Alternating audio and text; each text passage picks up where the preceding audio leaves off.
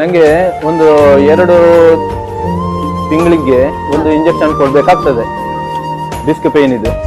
ಅದಕ್ಕೋಸ್ಕರ ಅದು ಇಂಜೆಕ್ಷನ್ ಕೊಡುದಿಲ್ಲ ಆದ್ರೆ ನಂಗೆ ಮೂವ್ಮೆಂಟ್ ಮಾಡ್ಲಿಕ್ಕೇನೆ ಇಲ್ಲ, ಹಾಗೆ ಆಗಿತ್ತು ನನ್ನ ಪರಿಸ್ಥಿತಿ.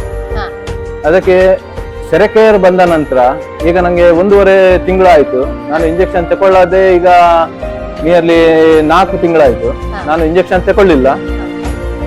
ಹಾಗೆ ಅದರಲ್ಲಿ ಕಂಟಿನ್ಯೂ ಮಾಡ್ತಾ ಇದ್ದೇನೆ, ಥೆರಪಿ ಮಾಡ್ತಾ ಇದ್ದೇನೆ. ಅದರಲ್ಲಿ ಫುಲ್ ರಿಕವರಿ ಆಗಿದೆ.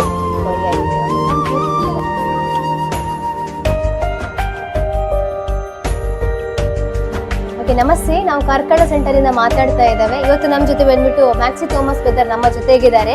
ಇವರು ಸರಾಕೆ ಥೆರಪಿಯನ್ನ ಬಂದ್ಬಿಟ್ಟು 1.5 ತಿಂಗಳ ಥೆರಪಿಯನ್ನ ಮಾಡ್ಕೊಳ್ತಾ ಇದ್ದಾರೆ. ಸರಾಕೆ ಥೆರಪಿಯನ್ನ ಪಡ್ಕೊಂಡ್ಬಿಟ್ಟು ಏನೆಲ್ಲ ಇಂಪ್ರೂವ್ಮೆಂಟ್ಸ್ ಅನ್ನ ಹಾಗೇನೆಲ್ಲ ಪ್ರಾಬ್ಲಮ್ಸ್ ಇತ್ತು ಅಂತ ಕೇಳ್ಕೊಂಡು ಬರೋಣ. ಬ್ರದರ್ ನಮಸ್ತೆ. ನಮಸ್ತೆ. ಓಕೆ, ಎಲ್ಲಿಂದ ಬರ್ತಾ ಇದ್ದೀರಾ ಬ್ರದರ್ ನೀವು? ನಾನು ಕಾರ್ಕಳದಿಂದ ಬರ್ತಾ ಇದ್ದೇನೆ. ಓಕೆ, ಎಷ್ಟು ಟೈಮ್ ಇಂದ ಸರಾಕೆರ್ಗೆ ಬರ್ತಾ ಇದ್ದೀರಾ?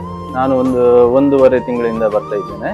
ಓಕೆ, ಸರಾಕೆರ್ಗೆ ಬರೋದಕ್ಕಿಂತ ಮುಂಚೆ ಅಥವಾ ಏನೆಲ್ಲ ಪ್ರಾಬ್ಲಮ್ಸ್ ಇತ್ತು? ಮೇಡಮ್, ನಂಗೆ ಒಂದು 10 ವರ್ಷದ ಮೊದಲು ನಂಗೆ ಡಿಸ್ಕ್ದು ಪ್ರಾಬ್ಲಮ್ ಇತ್ತು. ಅದ ನಂತರ ಮೈಗ್ರೇನ್ ಇತ್ತು, ಒಂದು 12 ವರ್ಷ ಇತ್ತು. ಮೈಗ್ರೇನ್ 12 ವರ್ಷದಿಂದ ಇತ್ತು. ನಂತರ ಈಗ ಸೆರೆಕರ್ ಬಂದ ನಂತರ ಒಂದು 95% ಕಮ್ಮಿ ಆಗಿದೆ.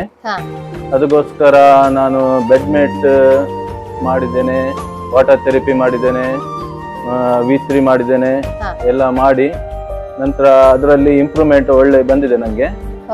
ಅದಕ್ಕೋಸ್ಕರ ನಾನು ಈಗ ಬೆಡ್ ಮೇಟ್ ಅನ್ನು ಪರ್ಚೇಸ್ ಮಾಡಿದ್ದೇನೆ.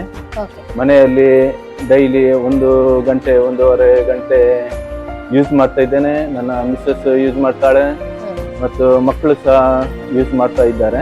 ಓಕೆ, ಸರಾಕೆರ್ ಬರೋಕ್ಕಿಂತ ಮುಂಚೆ ಈ ಎಲ್ಲ ಪ್ರಾಬ್ಲಮ್ಸ್ಗೋಸ್ಕರ ಮೆಡಿಸಿನ್, ಆಪರೇಷನ್ಸ್ ಆ ಥರ ಏನಾದರೂ ಮಾಡಿದ್ದೀರಾ? ಹೌದು ಮೇಡಮ್, ಅದಕ್ಕೆ ತುಂಬಾ ಖರ್ಚು ಮಾಡಿದ್ದೇನೆ ಮತ್ತು ಮೆಡಿಸಿನ್ ಕೆಲವು ಮಾಡಿದ್ದೇನೆ, ಆಯುರ್ವೇದಿಕ್ ಮದ್ದು ಮಾಡಿದ್ದೇನೆ. ಆಪರೇಷನ್ ಮಾಡ್ಬೇಕು ಹೇಳಿದ್ರು, ಆದ್ರೆ ಅದಕ್ಕೆ ಹೋಗ್ಲಿಲ್ಲ ನಾನು. ಅದ ನಂತರ ಆಯುರ್ವೇದಿಕ್ ಮದ್ದನ್ನು ಮಾಡಿದೆ. ನಂತರ ಅದರಲ್ಲಿ ಒಂದು 3-4 ವರ್ಷ ತನಕ ಆಯುರ್ವೇದಿಕ್ ಅಲ್ಲಿ ರಿಕವರಿ ಆಯ್ತು.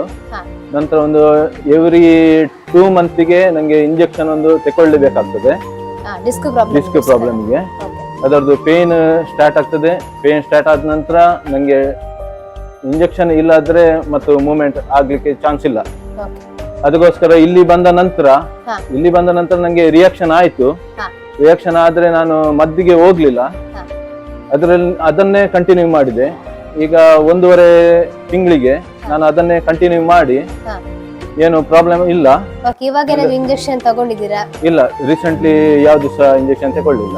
ಇವಾಗ ಡಿಸ್ಕ್ ಪ್ರಾಬ್ಲಮ್ ಅಲ್ಲಿ 100 ಅಲ್ಲಿ ಎಷ್ಟು ಪರ್ಸೆಂಟ್ ಇಂಪ್ರೂವ್ಮೆಂಟ್ ಇದೆ ನಿಮಗೆ? ಡಿಸ್ಕ್ ಅಲ್ಲಿ ಅದೇ 95% ಇಂಪ್ರೂವ್ಮೆಂಟ್ ಇದೆ. ಬೆಟರ್ ಇದೆ. ಮುಂಚೆ ನಿಮಗೆ ಪೇನ್ ಇರಬೇಕಾದ್ರೆ ಕೆಲಸ ಮಾಡುವಾಗ ಏನೆಲ್ಲ ಪ್ರಾಬ್ಲಮ್ಸ್ ಆಗ್ತಾ ಇತ್ತು? ಇಲ್ಲ, ಕೆಲಸ ಮಾಡುವಾಗ ಅಂದ್ರೆ ನಂಗೆ ಸ್ಟಾರ್ಟ್ ಆದ ನಂತರ ನಂಗೆ ಏನು ಮಾಡ್ಲಿಕ್ಕೇನೆ ಇಲ್ಲ. ಅಂದ್ರೆ ಡ್ರೈವಿಂಗ್ ಆಗ್ಲಿ, ಬಗ್ಗುದು ಕೆಲಸ, ನಮ್ಗೆ ಶಾಪ್ ಉಂಟು, ಅದರಲ್ಲಿ ಬಗ್ಗುದಾಗ್ಲಿ ಬಗ್ಗಿ ಕೆಲಸ ಮಾಡುದು ಏನು ಮಾಡ್ಲಿಕ್ಕೆ ಚಾನ್ಸೇ ಇಲ್ಲ. ಬೆಲ್ಟ್ ಯೂಸ್ ಮಾಡ್ತೇನೆ. ಆದ್ರೆ ಈಗ ಏನಾಗ್ತದೆ, ಇಂಜೆಕ್ಷನ್ ತಕೊಂಡ ನಂತರ ಮಾತ್ರ ನಾನು ರಿಲೀಫ್ ಆಗುದು.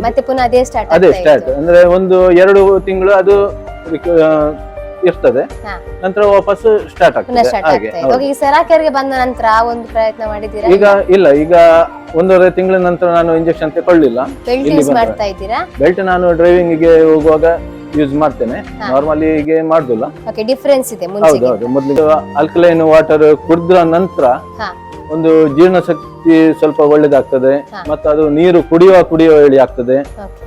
ಮತ್ತೊಂದು ನಾನು ನಿನ್ನೆ ಹೇಳಿದೆ ನನ್ನ ಮಿಸಸ್ ಹತ್ರ, ನಂದು ಕೂದಲು ಉದ್ದ ಆಗಿದೆ ಅಲ್ಲ ಸಿಲ್ಕಿ ಆಗಿದೆ ಹೇಳಿ ಡಿಫರೆನ್ಸ್ ಅಲ್ಲಿ ಹೇಳಿದೆ. ಅದಕ್ಕೆ ಅವಳು ಸಹ ಹೇಳಿದ್ಲು ಆಲ್ಕಲೈನ್ ವಾಟರ್ ಇದು ಡಿಫರೆನ್ಸ್ ಉಂಟು.